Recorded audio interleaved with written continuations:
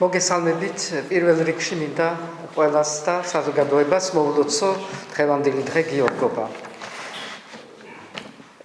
მინდა დავიწყო იმითი, რომ ჩვენი წინააღმდეგობის პლატფორმის დღევანდელ შეხვედრაზე განვიხილეთ ის საზარელი სურათი, რაც არის ქვეყანაში, ეს თავდასხმები ახალგაზრდა გოგოებზე, ციხეში გარდაცვლილი პატიმარი, რომელსაც 30 დაზიანება დაუფიქსირდა ოფიციალურ ვივამედის დოკუმენტში. ეს არის სურათი დღევანდელი ჩვენი ქვეყნის და კიდევ უფრო მძიმე ამ სურათიდან გამომდინარე არის ის, რომ ჩვენ არ შეიძლება დღეს რომ კონდეს რამე მოლოდინი ან იმედი, ან გამოძიების, ან სასამართლოსი. და ეს არის სწორედ ის, რაც ამ ქვეყანაში უნდა სასწრაფოდ შეიცვალოს, რომ დავიბრუნოთ უწყებები, სახელმწიფო უწყებები, რომელიც ჩაატარებენ გამოძიებას, როგორც ნებისმიერ ცივილიზებულ ქვეყანაში ხდება და დავიბრუნოთ და მთავარი ეს არის დავიბრუნოთ სასამართლო. ამ დროს ჩვენ მოგვეწია მეგობარი აქტის მიღება ამერიკაში, რაც არის ძალიან სერიოზული ნაბიჯი. ვერ ვიტყვი, რომ უნდა გვიხაროდეს დღეს იმის გამო, რომ დასანქცირდა არამხოლოდ ის პირები, რომლებიც არიან პასუხისგებელი და დასანქცირდებიან, ვინც არიან პასუხისგებელი იმაზე, თუ რა ხდება ქვეყანაში, მაგრამ იმითი თუ რომ რეალურად საქართველოს მიმართ არის ასეთი გადაწყვეტილება. მაგრამ ეს არის ის ასევე, რასაც ჩვენ შევცვლით, როცა შევცვლით რეჟიმს.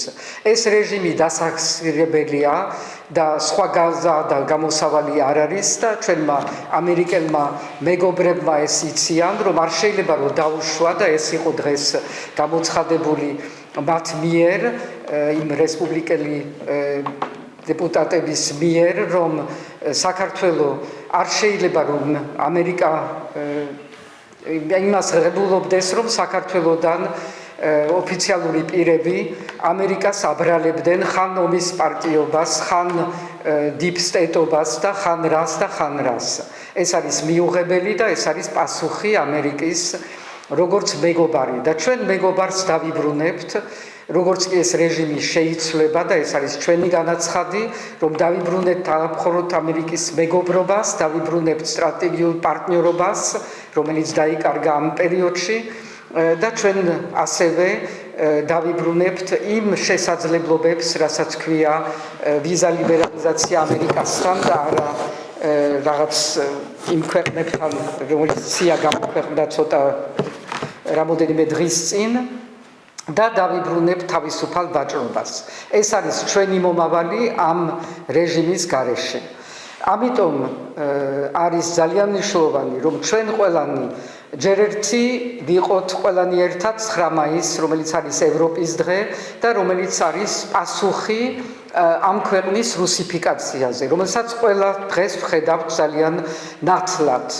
ჩვენს ქუჩებში, ჩვენს მაღაზიებში, ჩვენს რესტორნებში, სადაც არ უნდა გაიხედოთ, ძირითადად რუსები არიან, რომლებიც კომფორტულად ცხოვრობენ ამ ქვეყანაში. საქართველოს მოქალაქეებს უჭირთ და რუსები სამაგიეროდ ხეირობენ.